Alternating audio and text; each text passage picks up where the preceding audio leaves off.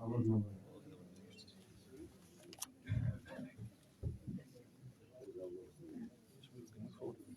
a good point. That is a very good point.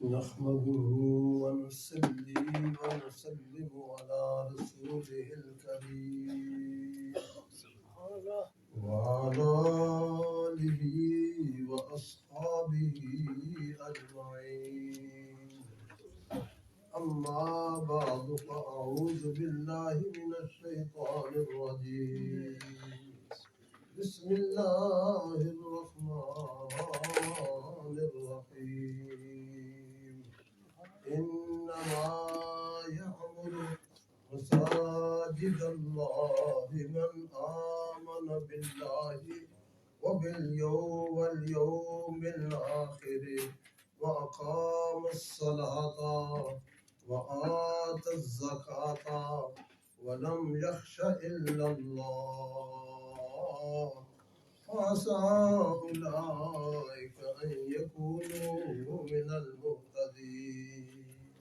صدق الله العظيم الصلاة والسلام عليك يا سيدي يا رسول الله الصلاة والسلام عليك يا سيدي يا حبيب الله لحد میں عشق احمد کا داغ لے کے چلے لحد میں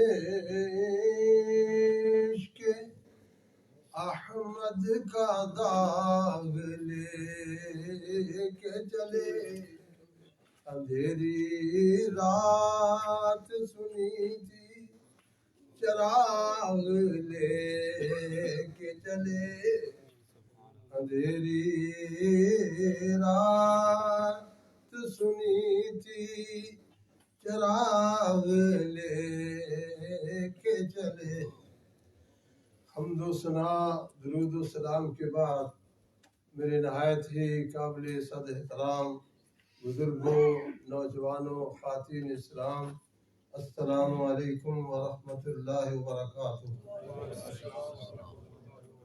ہم رمضان المبارک کے آخری عشرہ سے یعنی لاسٹ 10 days سے گزر رہے ہیں۔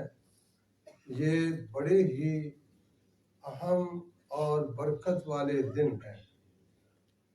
نبی پاک صلی اللہ علیہ وسلم نے ارشاد فرمایا کہ رمضان کی فرسٹ نائٹ کو جنت کے دروازے کھل جاتے ہیں، جہنم کے دروازے بند ہو جاتے ہیں۔ تو ہم خوش نصیب ہیں کہ اللہ تعالیٰ نے ہمیں یہ مہینہ عطا فرمایا ہے۔ جنت از اوپن ناٹ کلوز۔ اب یہ ہم پہ منحصر ہے کہ ہم اوپن ڈور میں سے داخل ہو کے جنت میں چلے جائیں۔ اللہ کا یہ احسان ہے کہ اللہ نے ہمیں زندگی میں پھر یہ رمضان عطا فرمایا۔ یاد رہے حضور صلی اللہ علیہ وسلم فرماتے ہیں کہ اس مہینے کے اندر ہر نائٹ کو ایوری نائٹ لاکھوں کی تعداد کے اندر اللہ گناہ گاروں کو جہنم سے آزادی کا پروانہ عطا ہو۔ اللہ سے یہ دعا و التجا ہے اللہ ان لاکھوں میں میرا اور آپ کا نام بھی دے۔ یہ بڑا ہی مبارک دن ہے۔ سبحان اللہ۔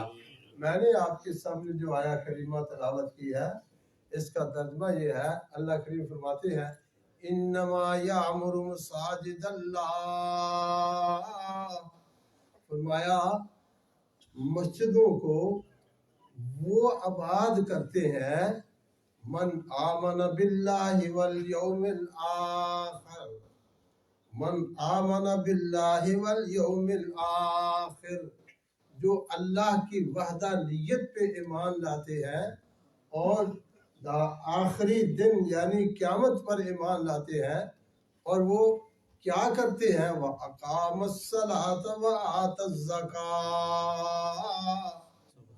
وہ کنٹینیو 5 ٹائم پڑھے 5 وقت کی نماز ادا کرتے ہیں۔ اگر اللہ نے ان کو مال دیا ہے تو وہ کنجوسی نہیں کرتے، اللہ کی راہ میں مال دل کھول کے خرچ کرتے ہیں، اور جو واجب مال ہے وہ زکوٰۃ بھی ادا کرتے ہیں۔ اور ان کی اور کیا کوالٹی ہے، فرمایا وَلَمْ يَخْشَ إِلَّا اللَّهَ، فرمایا وہ اللہ کی ذات کے سوا کسی باطل قوت سے ڈرتے نہیں۔ یہ کن کی کوالٹی ہے؟ جو مسجدوں کو آباد کرنے والے ہیں، وہ اللہ کی وحدانیت پہ یقین رکھتے ہیں، اور وہ قیامت کے دن پہ یقین رکھتے ہیں، 5 وقت کی نماز پابندی کے ساتھ ادا کرتے ہیں، صدقات و خیرات کرتے ہیں، کنجوس نہیں ہے، جیبوں پہ وہ تالے نہیں لگاتے بلکہ جیبیں ان کی کھلی رہتی ہیں، اللہ کی راہ میں جیسا وقت آتا ہے وہ دل کھول کے اللہ کی راہ میں خرچ کرتے ہیں۔ اور پھر کیا ہے وَلَمْ يَخْشَ إِلَّا اللَّهِ، اس آیت کے حصے پہ غور کرو، میرا رب فرماتا ہے وہ میرے سوا کسی باطل قوت سے، کسی شیطانی قوت سے اور کسی بھی ایسی قوت سے جو دین اسلام کی مخالف ہے، مسلمانوں کی دشمن ہے، اللہ فرماتے ہیں یہ میرے بندے ان سے نہیں ڈرتے، صرف مجھ سے ڈرتے ہیں اور میرے احکام پہ عمل کرتے ہیں۔ یا اللہ کریم ان کا ایوارڈ کیا ہے؟ فرمایا فَعَسَىٰ أُولَٰئِكَ أَن يَكُونُوا مِنَ الْمُهْتَدِينَ، اللہ کریم فرماتے ہیں ان کا ایوارڈ یہ ہے کہ ان قریب یہ ہدایت پر قائم ہیں اور ہدایت والے ہیں، یہ سچ ہے۔ مسجد کیسے بنتی ہے؟ اللہ پتھر اٹھا کے لا کے مسجد بناتے ہیں تو پھر اندازہ لگا لو مسجد کا اسٹیٹس کیا ہے، مسجد کا مقام اور مرتبہ کیا ہے۔ اور پھر جب سرکار نماز اس دنیا سے چلے گئے تو پھر اس کے بعد تعمیر سلسلہ یعنی مسجد کو پلس آباد رکھ فرش چینج کیا، جیسے ہم نے کارپیٹ چینج کیا ہے۔ پہلے کنکر اور مٹی کا فرش تھا، آپ نے اس کو پکا کیا۔ جب حضرت عثمان ذی النورین خلیفہ ثالث کا دور آیا تو انہوں نے مسجد کی توسیع کی، مسجد کو اور بڑھایا، یعنی یہ رسول اللہ صلی اللہ علیہ وسلم کے وہ جانشین خلفائے راشدین ہیں جو ہمارے لیے اگزامپل اور مثال اور ماڈل ہے کہ مسجد پھر یہ نہیں ہے بن گئی تو بس پر نہیں، مسجد کو آگے بلٹ اپ کرنا، مسجد کی جتنی ضرورتیں ہیں، مسجد کی جس چیز کی آپ کو ڈیمانڈ ملتی ہے وہ سب کچھ کرنا، وہ مسجد کے نیو بلٹ اپ کرنے کے اندر داخل ہے۔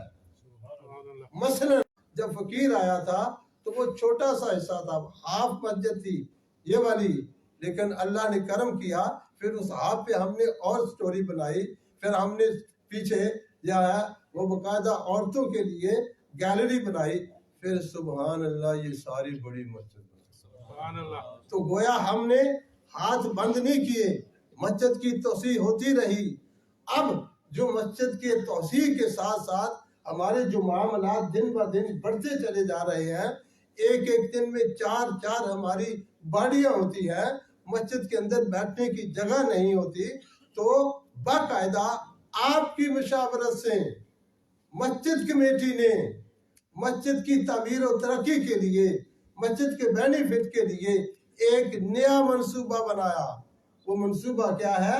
وہ جو بچوں کا یہ جو کیا ہے نرسری، وہ جو جگہ ہے وہاں انشاءاللہ ایک خوبصورت بیلٹ اپ ہوگی جو اس کے ساتھ ہوگی، اس میں آپ کی تمام ضرورتیں پوری ہوں گی۔ میرا رب ارشاد فرماتا ہے جو مسجدوں کو آباد کرنے والے ہیں ان کا مقام اور مرتبہ ہمارے نزدیک یہ ہے کہ فَعَسَىٰ أُولَٰئِکَ أَن يَكُونُوا مِنَ الْمُهْتَدِينَ، ان قریب یہی لوگ ہدایت یافتہ ڈکلیئر ہوں گے۔ حضور فرماتے ہیں جب کبھی تم کسی مسلمان کو مسجد میں آتے مسجد میں جاتے دیکھو تو پھر وٹنس بن جاؤ، گواہی دے دو یہ سچا پکا مومن مسلمان۔ الحمدللہ ہم سچے پکے مسلمان ہیں، دلوں کے بھید وہ جانتا ہے، لیکن ہمیں اپنے دلوں کو کلین رکھنا ہے، صاف رکھنا ہے، اس کے اندر ڈاؤٹ نہیں رکھنا۔ جب ہمارے دل کلین ہوں گے تو پھر مجھے اور آپ کو یقین ہونا چاہیے اس کی رحمت کے، اس کے فضل سے ہم مومن بھی ہیں، ہدایت یافتہ بھی ہیں، اللہ کے فضل سے قیامت والے دن اللہ حضور کے صدقے جنت میں بھی جائیں گے۔ یہ سب خدا کا فضل ہے۔ اور سنو اللہ کے حبیب نے کیا فرمایا، اللہ کے یہ حضرت عمر بن خطاب سے حدیث مروی ہے، حضور فرماتے ہیں من بنا مسجدن یذکر فیہ اسم اللہ بنى اللہ لہ بیتا فی الجنہ۔ فرمایا جس مومن بندے نے مسجد بنائی، وہ مسجد بنائی کہ یذکر فیہ اسم اللہ، جس میں اللہ کے ذکر کو بلند کیا جاتا ہے، اللہ کے ذکر کا ورد کیا جاتا ہے، حضور فرماتے ہیں اللہ تعالیٰ اس کے لیے جنت میں پیلس بناتا ہے، جنت میں اس کے لیے محل بناتا ہے۔ اور دوسری حدیث ہے حضرت عثمان ذی رضی اللہ تعالیٰ عنہ، اور یہ حدیث ابن ماجہ میں بھی صحیح ہے، صحیح مسلم میں بھی ہے۔ آپ فرماتے ہیں کہ میں نے نبی پاک سمیت رسول اللہ، میں نے اپنے کانوں سے سرکار کا یہ حکم سنا ہے۔ کیا سنا ہے؟ حضور نے فرمایا من بنا للہ مسجدا بنى اللہ لہ مثلہ فی الجنہ۔ حضور فرماتے ہیں جس نے جیسی مسجد بنائی ویسا ہی اللہ تعالیٰ جنت میں اس کے لیے محل تیار کرے۔ اے عاشقان رسول، اے ڈربے کے غیور و جسور مسلمانوں، یہ اتنی عظیم و شان آپ نے مسجد بنائی، یہ اتنی عظیم و شان آپ نے مسجد بنائی ہے۔ مڈ لینڈ کے اندر بڑی بڑی مثالی مساجد میں سے آپ کی ایک مسجد ہے۔ حضور نے فرمایا جیسی مسجد بناؤ گے جنت میں ویسا پیلس ملے گا، جنت میں ایسا پیلس ملے گا، بنگلہ ملے گا۔ تو یقین کیجئے آپ نے جب یہ اتنی بڑی مسجد بنائی ہے، وہ میرا رب اپنے فضل سے حضور کے اس فرمان کے مطابق جب پیلس بنائے گا وہ کیسا خوبصورت ہوگا، وہ کتنا بلند و بالا ہوگا۔ اللہ۔ تیسری حدیث یہ حضرت جابر رضی اللہ تعالیٰ عنہ سے حدیث ہے، من بنا مسجدا للہ کا مفحص قطعۃ او اصغر بنى اللہ لہ بیتا فی الجنہ۔ حضور صلی اللہ علیہ وسلم فرماتے ہیں جس نے پرندے کے گھونسلے جتنی مسجد بنائی ہے، تو سب کی پرندہ سمجھو ورڈ، وہ جو اپنا ہوم بناتا ہے نا، کتنا بڑا اس کا گھونسلہ ہوتا ہے۔ سرکار فرماتے ہیں وہ جن نے پرندے کے گھونسلے جنی مسجد بنائی یا اردو بھی چھوٹی بنائی، اللہ انہوں بھی جنت اعلیٰ درجے کا محل عطا۔ سبحان اللہ۔ گھونسلہ پرندے کا، وہ چڑی کے گھونسلے جتنی مسجد کا یہ مقام اور مرتبہ ہے۔ تو یہی بات ہے نا، یہ یقین تھا نا آپ کو، اس لیے آپ نے کئی ملین پاؤنڈ لگا کے یہ اللہ کا گھر بنایا ہے۔ اور اللہ کے محبوب علیہ السلام کی آخری حدیث انس بن انس رضی اللہ تعالی عنہ النبی صلی اللہ علیہ وسلم انه قال من بنا للہ مسجدا صغیرا کان کبیرا بنى اللہ لہ بیتا فی الجنہ۔ یہ ترمذی شریف ابو کے اندر صحیح حدیث ہے۔ نبی کریم صلی اللہ علیہ وسلم ہیں جس نے چھوٹی مسجد بنائی یا بڑی مسجد بنائی، اللہ اس کے بدلے میں ایک عظیم و شان محل جنت میں عطا فرمائے گا۔ اور یہ مسجدیں کس کام کے لیے ہے؟ ان مسجدوں کا پرپس کیا ہے؟ صحیح مسلم شریف کی حدیث آتی ہے انما ہیا والصلاۃ وقراءۃ القرآن. حضور فرماتے ہیں یہ جو مسجدیں ہیں نا یہ کمیونٹی سینٹر ہال نہیں ہے, یہ بزنس ہال نہیں ہے, بلکہ یہاں کیا ہوتا ہے یہ اللہ کے ذکر کے لیے بنائی جاتی ہے, اللہ کے ذکر کے لیے, قرآن کی تلاوت کے لیے بنائی جاتی ہے. یہ 5 ٹائم پرے 5 وقت کی بعد جماعت نماز ادا کرنے کے لیے بنائی جاتی ہے. ان احادیث کی روشنی میں اے عاشق مسلمانوں, میں آپ سے جب آپ نے سرکار کے یہ ارشادات سنے, اگر چڑی جتنی مسجد بنائے تو پھر بھی محل ملتا ہے, وہ ایڈی وڈی مسجد بنائیے تو میں تو یقین دلانا کہ اپنی میری کی وقات ہے, میں کون ہوں؟ میرا رب اور میرے رب کے حبیب فرماتے ہیں کہ جنت پہ پیرس عطا فرمائیں گے. ایک بنگلہ باہر جا کے خریدو نا کتنے لاکھوں پاؤنڈ کا ملتا ہے, اور جو لاکھوں پاؤنڈ کا 2 بیڈ روم والا بنگلہ آپ لیتے ہیں تو ہے برادران اسلام, اگر ہم جنت میں محل خریدنا چاہتے ہیں تو پھر مجھے اور آپ کو, ہم سب کو کیا کرنا ہے؟ ہم نے اس مسجد کی آبادی کے لیے دل کھول کے پہلے بھی دیا ہے مال, اور اب بھی بولے اب بھی دینا ہے. جس نے ابھی تک چندہ نہیں دیا وہ بھی دے. ایسے بھی وہ کلے ہی نہیں, دو پتر کام کر دینے انہوں پترا سمیت انہوں مینو بند لفافے پہ دینے. جتنے ہم کام کرنے والے ہیں, کڑیاں منڈے بزرگاں ہوتے ماشاءاللہ بڑا مال ملتا ہے. تو گویا کہ ہم میں سے ترقی میں ان میں یقین کرنا کہ تسی سارے دبو گے انشاءاللہ کو, انشاءاللہ یہ جو نیا منصوبہ ہے یہ کمپلیٹ ہوگا انشاءاللہ. لاسٹ بات یہ ہے, حضور صلی اللہ علیہ وسلم فرماتے ہیں سومو لرؤیتہ, چاند دیکھ کر کرو, چاند دیکھ کر. یہ بخاری کی حدیث ہے, صحیح مسلم کی حدیث ہے, دیگر کتب حدیث کے اندر یہ رسول اللہ کا فرمان ہے. رمضان کی بگننگ کیسے کرنی ہے, رمضان کا اینڈ کیسے کرنا ہے, عید کب کرنی ہے, رسول اللہ نے بتایا ود آئی, ان آنکھوں سے چاند دیکھو پھر روزہ رکھو, ان آنکھوں سے چاند دیکھو پھر عید کرو.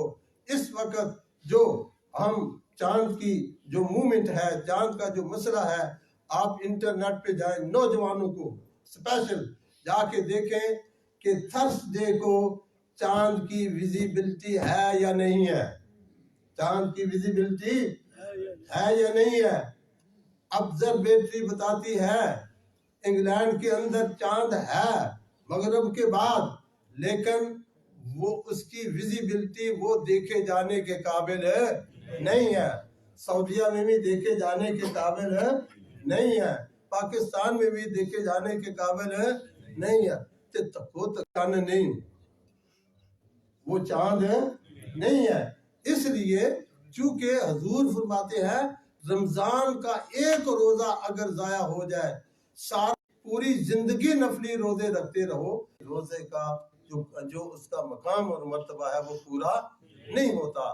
تو ہم انشاءاللہ 29 کریں گے, لیکن چاند کی ویزیبلٹی پہ نیکسٹ تھرسڈے جو ہے مغرب کے بعد مسجد کمیٹی سے پوچھیں, تمام علماء سے پوچھیں. انشاءاللہ نور ٹی وی میں باقاعدہ ہماری اناؤنسمنٹ ہوتی ہے, علماء کا بورڈ بیٹھتا ہے, لہٰذا ادھر کی باتیں نہ سننی ہے. چاننا چڑھا دے کہ فلانی جگہ چڑھ گیا ہے, اے آر وائی چاننا چڑھا دے. اے آر وائی اور جیو کا چاند نہیں, وہ ڈربی کے اندر انگلینڈ کے اندر اگر چاند دیکھا گیا تو انشاءاللہ جمعے کو عید کریں گے. اگر چاند نظر نہ آیا تو سیٹرڈے عید پکی ہے, سیٹرڈے عید پکی ہے. اللہ تعالیٰ سے دعا و التجا ہے ہمیں ثابت قدمی عطا فرمائے, یونٹی عطا فرمائے. واخر دعوانا ان الحمدللہ.